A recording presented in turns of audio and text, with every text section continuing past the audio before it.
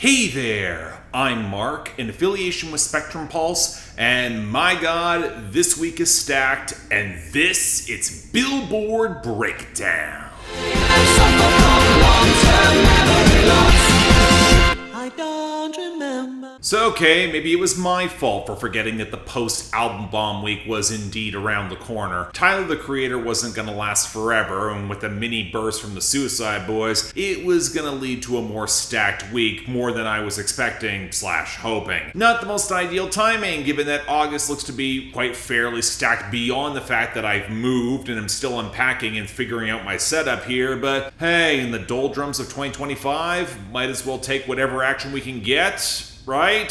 Especially when the action's this crazy. Well, you know what, I say all that, but then we get to our top 10 and a new number 1, and it's goddamn golden from the K-pop Demon Hunters soundtrack. The last time this happened was with Encanto in 2022, with another song I didn't particularly like, but at least then it happened in the slow early months of that year, not mid-summer, when you'd think the jams would be at their apex, and it's not even the strongest song from that movie. But when you run up the sales just enough and the streaming's enormous, sometimes you don't even need the radio to take the top spot. Although, I would doubt this is going to have any staying power longer term. Now compare this to Ordinary by Alex Warren, which is still on the top on sales and the radio, albeit wavering in the latter category, plus having a good streaming week, but when it comes right down to the margins, you can lose there. What might be more interesting is our new debut at number 3, The Subway by Chappell Roan.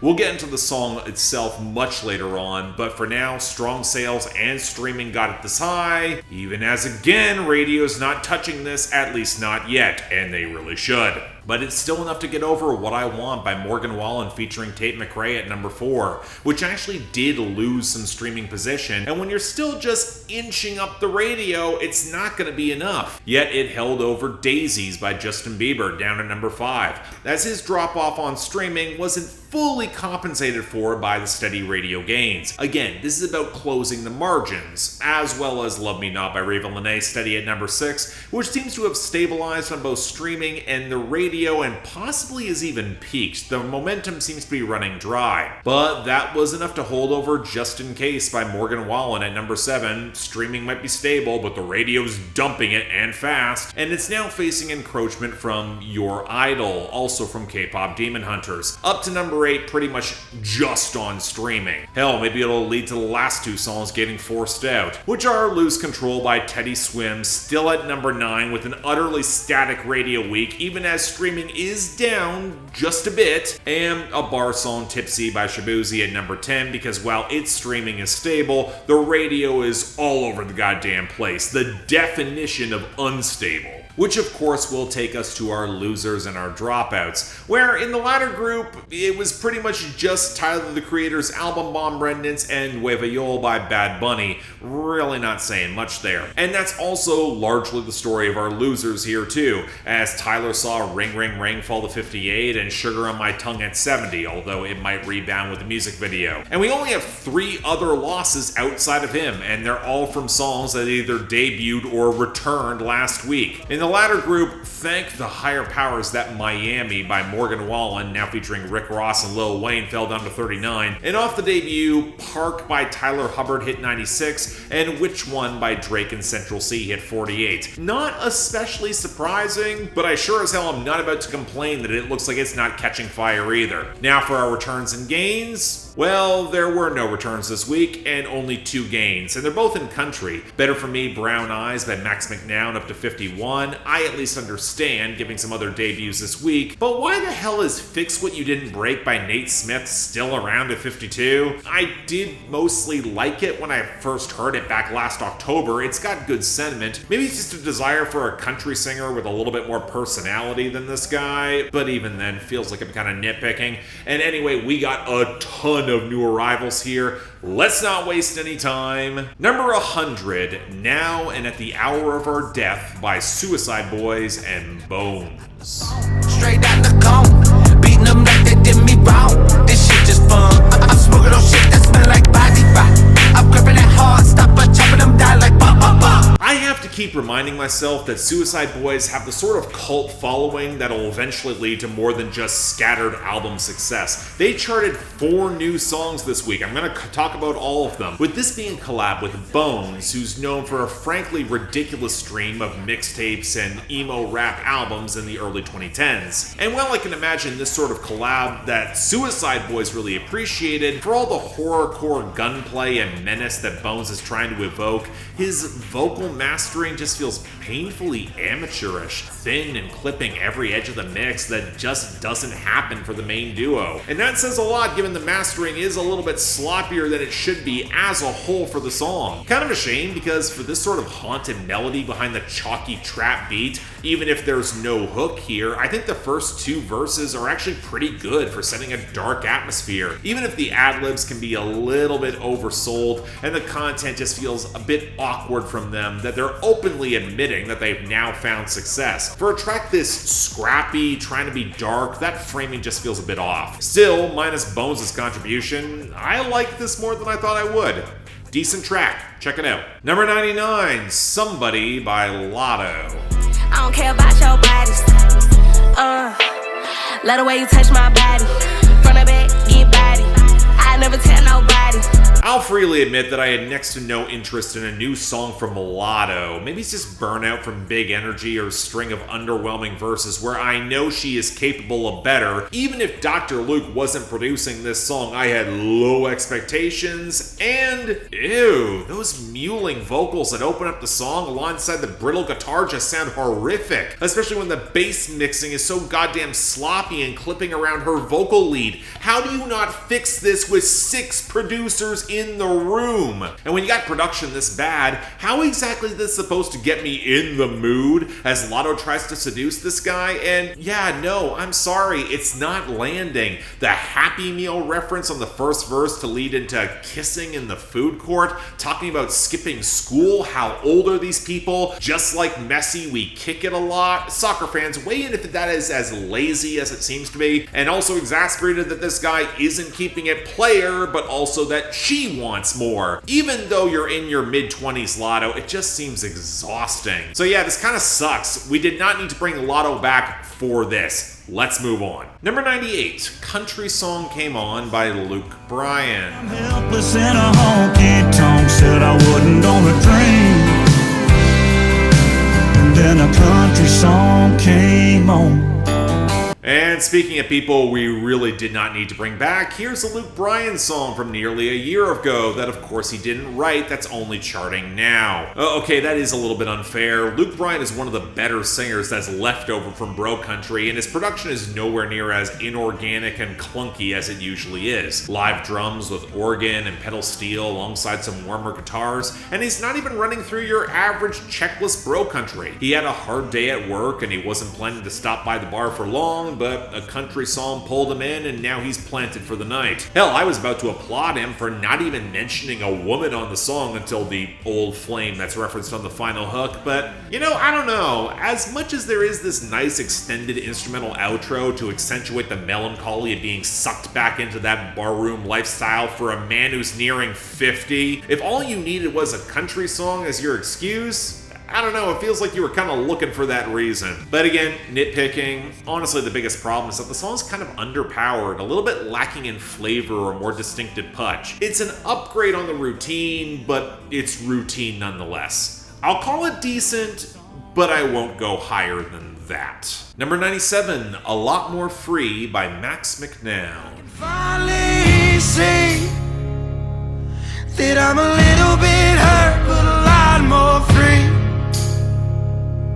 Yeah, I'm a little bit hurt, but a lot more free. Now this is what I was referring to earlier. Once again, I was already familiar with this, as this was Max McNown's breakthrough single back from 2023. I heard it on the Canadian charts. But surely if it's swinging back around now, it'd be worth it, right? Well, honestly, I think it is. Softening and polishing the edges of Zach Bryan's formula down to the prominent harmonica, even a whistle to anchor the melody against the acoustics, alongside a lot more polish in the dynamics, is this post-breakup song where Max McNown gets out into the wilderness and tries to process the pain, just feeling way better on the other side, with a raw exuberance that might actually justify some of the heavier strumming and percussion on the hook. It just sounds immense. The dynamics are impressive there. It's a simple formula, perhaps a little bit too simple. The chord progression feels almost rudimentary, but I think it's executed really well. I get why this was considered Max McNown's breakthrough. So yeah, I guess I'm gonna call him 2 for 2 on charting hits. Really good stuff. Looking forward to hearing more. Number 95, 12 to 12 by Somber. Would you avoid me, or would you look for me too? Tell me, is our story through? Do I want to be?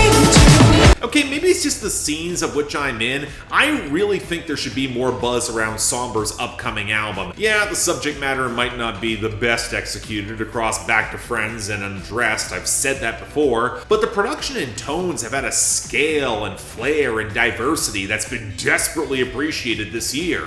So now for his third charting single, okay, something closer to the driving guitars and the buzzy keys. It kind of reminds me of the era when the harder edges of disco were blurring into new wave in the early 80s, with a really strong bass rollick and some texture percussion, especially with that slightly lo-fi filter around his voice and a lot of really credible falsetto. Drilling into the liner notes and seeing Sean Everett here was not surprising, but sure as hell was welcome. But again, the sonic palette and Somber's performance have never been the issues I have taken with him. It's been the writing, and man, that heartbreak really left one hell of a mark on this guy, as this is yet another track where he's trying to whinge his way back into her pants. But the oversold melodrama coming off the reference to French cafes and seeing each other on the dance floor and post-breakup hellscapes, it at least kind of matches the over-the-top, reverb-saturated attempt at glam that he's evoking. I'm desperately waiting for Somber to find another topic to write about, but this might be his strongest groove to date. Can we make this a hit? Because I can see this really growing on me, and it's already damn near great. Y'all should hear it. Number 91, Oh What a Wretched Man I Am by Suicide Boys. The easiest way to mend a broken heart, and I gotta be plain, as simple as hard. The lust for flesh, I feel like a scar. A sinner at best, I've been one from the start. I'm trying to stay sober, keep playing that part. So reportedly one element that's more pronounced on this album is Suicide Boys embracing more Christian themes and content after getting sober. And while that's been indicative across really a lot of charting music on the Hot 100 in 2025, with the context of struggle and consistent pain where the duo focus on not just their past plight, but how their current experience isn't salving the wounds or trauma, that tends to work. And when you have those aching strings against the sandy trap groove, even if I think the song could probably use a hook to actually pay off some of the more delicate melodies, I think that slight breakdown into the building patter before Scrim's more melodic verse, it's a really solid transition. So yeah, I think this works too.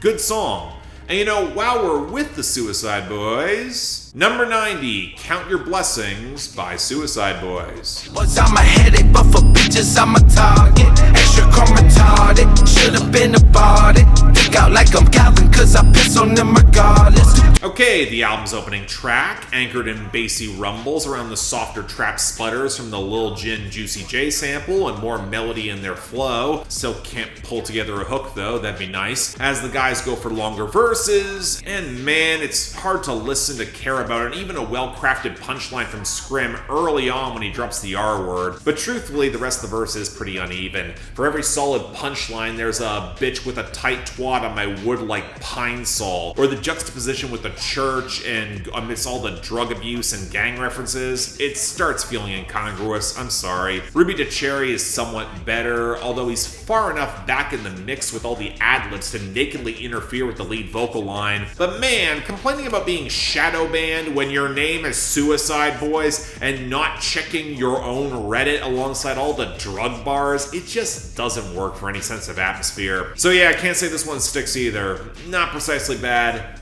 I ain't going back to it. Number 88, So Far So Fake by Pierce the Veil?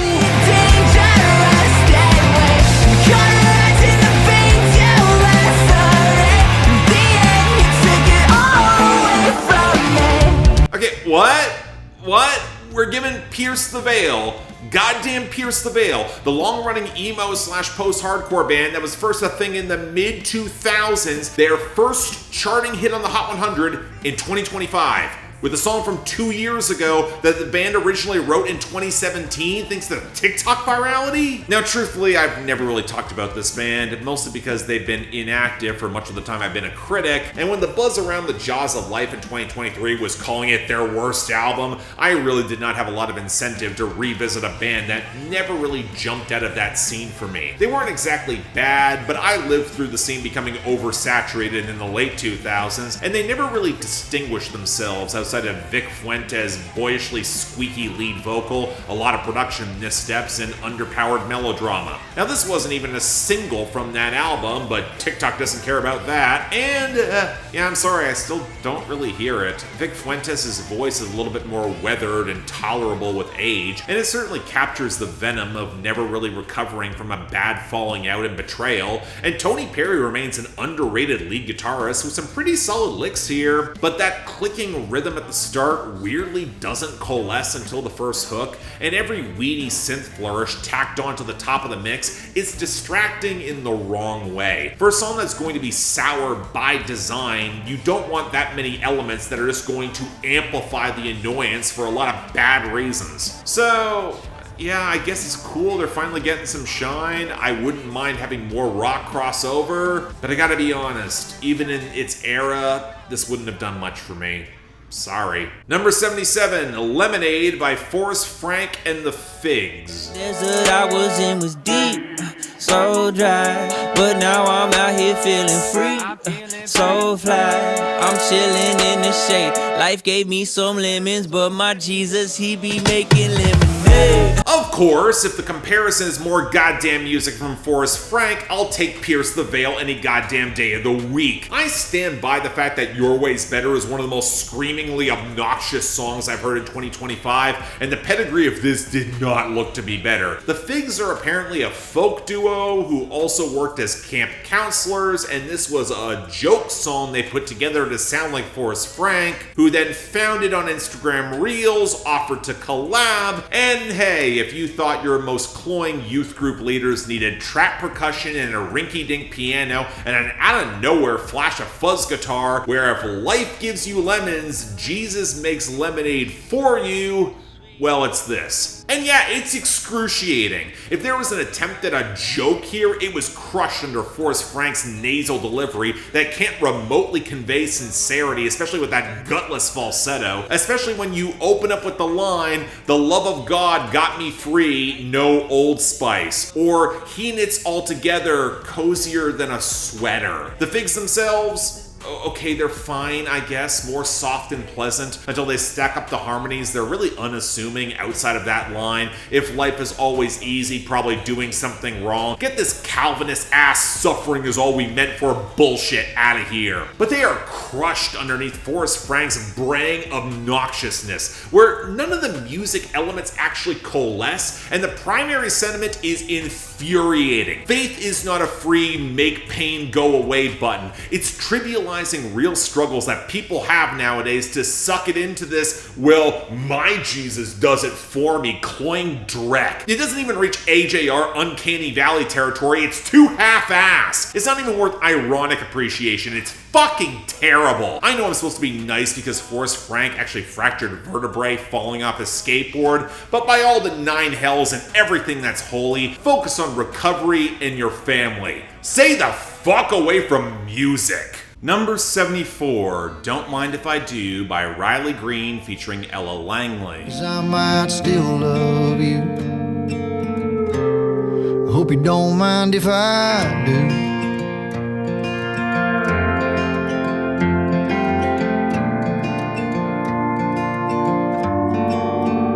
Well, I guess after You Look Like You Love Me had some tangible staying power last summer, might as well swing around for round two with Green taking the lead this time. Now, truthfully, this is a song that actually first dropped on his album last year. It's only being pushed as a single recently, and honestly, I get why. I think I actually like this one more. The gentle acoustic guitar with spare touches of electric guitar, pedal steel, and piano around that shuffling beat. The remarkable vocal chemistry Green and Langley have in some of the understated harmonies. And the fact that it's a post-breakup song where they both claim to be doing a little bit better and moving on, but when they have one too many drinks and they think about each other, they fall back towards each other. And while a song like this could come across as clingy or messy, the framing is trying to hold some politeness and respectability together, and it's more just achingly sad, where you get the impression that there's probably good reason in history why it didn't work in the first place. It's why they're not together now. But in those painful moments, they find a little bit of solace, and even then, you're doubting it's gonna last. So yeah, I actually think it's pretty great. Not sure it'll put to bed the rumors that the two of them are dating when the chemistry on the mic is this good, but man, it really does work. Absolutely worth hearing. Check this out. Number 62, Is It a Crime by Mariah the Scientist and Cali Uchis. Tell me, what's it to you? Tell me, is it a crime to fall in love a couple times? Tell me, what's it to you? Tell me, is it a crime to fall? I'll freely admit that despite Burning Blue being a pretty good slice of wiry R&B, I never thought it would have the sleeper run that it did, but Mariah the Scientist has the traction, and pairing her with Cali Uchis seemed like a slam dunk. Now, was it smart to evoke the same title as the 1985 Sade song that touches similar subject matter and is quite frankly way better with the killer bass line and sultry horns and keys? Yeah, probably not. Especially when your desaturated, drippy mix with the spare percussion is nowhere near as well produced. They got Mariah the Scientist now sounding more organic, so why is Cali Uchis now singing through this metallic filter? It doesn't flatter her. But it's also not a bad sentiment that expands in different directions than Sade's. I like that both women are pushing back on the public perception of possibly tempestuous relationships with this frustrated shrug. They're adults, they know what they're doing, or at least they think they do. And if it's a little off and on that they might be expressing vulnerability by going all the way and still committing, that's their choice. In short, honestly, really nice collab. Not great, but quite close to it. It's worth holding on to, worth hearing. Check it out. Number 54, Napoleon by Suicide Boys. Swerving dodge potholes, curves stopping in boxes, them rocks is low. It's been a while since I've been jaw dropped out. Fox sheet, ashtray, living in a spinning no books. I don't wanna hear it, I don't fear it, I shrug. Goody blunt pup, I'ma slide back up, Bucktown bound, and I'm all down for the cut. So according to my notes, this is the highest Suicide Boys have ever charted on the Hot 100, and while I had no expectations it's gonna last beyond this week, especially if Jid or Gunna manages to do some damage next week, we'll have to see, it was a bit intriguing to see them on this minimalist snap beat with a big Frida bounce alongside the strings flourishes to drive that melody. It kind of sounds like something DJ Mustard would have put out in 2014, for better or for worse. But it is a stable foundation for Suicide Boys to saturate their verses with ad-libs and Big Frida, all oddly at the same volume as the main verse, which has me desperately wishing this duo could write an actual hook for once. And when they default to drug abuse and gunplay, albeit better constructed with an out-of-place but kind of legit funny Game of Thrones reference, there is this infectious ruckus energy that they cultivate that for a dance groove actually lands pretty well, even if it's about as far away from any Christian subject matter as they professed elsewhere. So yeah, I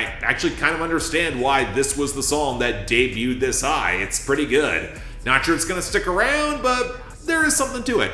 I dig it. Worth hearing. And finally, number 3, The Subway by Chappell Roan.